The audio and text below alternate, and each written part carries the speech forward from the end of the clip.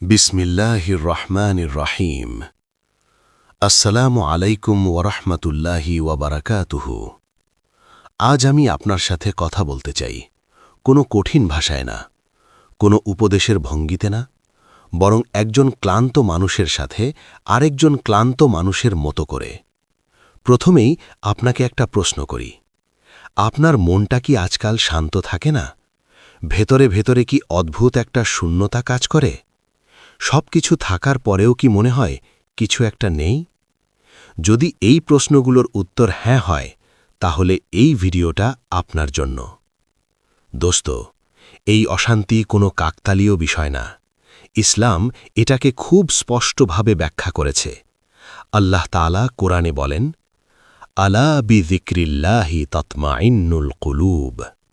সূরা আর-রাদ আয়াত ২৮।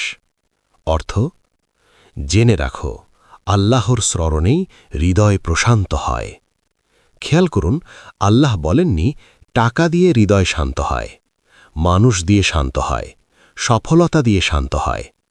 আল্লাহ স্পষ্ট করে বলেছেন হৃদয়ের শান্তি একটাই জায়গায়, আর সেই জায়গাটা যখন আমরা ভুলে যাই তখনই শুরু হয় এই অশান্তি।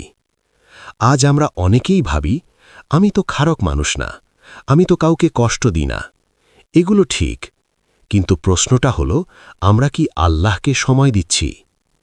রাসূলুল্লাহ সাল্লাল্লাহু আলাইহি ওয়াসাল্লাম বলেন, দুনিয়ায় এমন একটি গোশতের টুকরো আছে, যদি তা ঠিক থাকে পুরো শরীর ঠিক থাকে, আর যদি তা নষ্ট হয়ে যায় পুরো শরীর নষ্ট হয়ে যায়। জেনে রেখো, সেটাই হলো হৃদয়। সাহিহ বুখারী, সাহিহ মুসলিম। আজ আমাদের শরীর ঠিক আছে, কিন্তু হৃদয়টা ক্লান্ত, কারণ আমরা হৃদয়ের খাবার দিচ্ছি না। দোস্ত, হৃদয়ের খাবার ঘুম না, হৃদয়ের খাবার বিনোদন না, হৃদয়ের খাবার হল আল্লাহর সাথে সম্পর্ক। আজকাল আমরা যখন একা হই, রাত গভীর হলে হঠাৎ করে আল্লাহকে মনে পড়ে। আপনি কি জানেন কেন?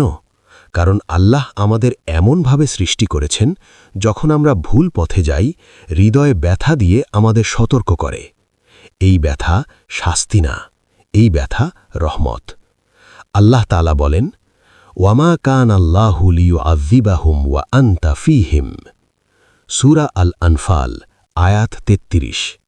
অর্থ, আল্লাহ তাদের শাস্তি দেবেন না যতক্ষণ তুমি তাদের মাঝে আছো। উলামারা বলেন, আজ রাসূল সাল্লাল্লাহু আলাইহি ওয়াসাল্লাম আমাদের মাঝে নেই, কিন্তু তার সুন্নাহ আছে, তার উম্মত এখনও আছে। আর যতক্ষণ বান্দা আল্লাহর দিকে ফিরে আসে, শাস্তির দরজা বন্ধই থাকে। অনেকেই মনে করে, আমার গুনাহ তো অনেক, আমি তো অনেক দূরে চলে গেছি। কিন্তু আল্লাহ কি বলেন শুনুন, কুল ইয়া ইবাদিয়াল্লাযীনা আসরাফু আলা আনফুসিহিম লা তাকনাতু মির রাহমাতিল্লাহ। সূরা জুমার আয়াত ৫৩। অর্থ, হে আমার বান্দারা, যারা নিজেদের উপর জুলুম করেছ, আল্লাহর রহমত থেকে নিরাশ হয়ো না। দোস্ত, এই আয়াতটা শুধু সাধারণ বান্দাদের জন্য না, এই আয়াতটা গুনাহগারদের জন্য। আপনি যদি নিরাশ হন, তাহলে সেটা শয়তানের জয়। কারণ রাসূল সাল্লাল্লাহু আলাইহি ওয়াসাল্লাম বলেন, আল্লাহ বান্দার তওবায় তার চেয়েও বেশি খুশি হন, যেমন কেউ মরুভূমিতে হারানো জিনিস ফিরে পায়। সাহিহ মুসলিম। ভাবুন একবার, আপনি ফিরে এলে আল্লাহ খুশি হন, তাহলে আপনি কেন ভাবছেন আপনি অচল? দোস্ত, আল্লাহ বড় পরিবর্তন চান না, তিনি চান একটা নরম হৃদয়। আজ যদি নামাজ ছুটে যায়, এক ওয়াক্ত দিয়ে শুরু করুন। আজ যদি কোরআন ভুলে যান, এক আয়াত দিয়ে শুরু করুন। কারণ রাসূল সাল্লাল্লাহু আলাইহি ওয়াসাল্লাম বলেন, আল্লাহর কাছে সবচেয়ে প্রিয় আমল হল যেটা অল্প হলেও নিয়মিত। সাহিহ বুখারী। আজ আমি আপনাকে কিছু বলছি না, আজ শুধু মনে করিয়ে দিচ্ছি, আপনার হৃদয় এখনো মরে যায়নি। এই অশান্তি তার প্রমাণ। শেষ করার আগে আপনাকে একটা দোয়া শোনাই। আল্লাহুম্মা ইয়া মুকাল্লিবাল কুলুব সাব্বিত কলবি আলা দীনিক। অর্থ, হে অন্তরসমূহের পরিবর্তনকারী আল্লাহ, আমার হৃদয়কে তোমার দ্বীনের ওপর স্থির রাখো।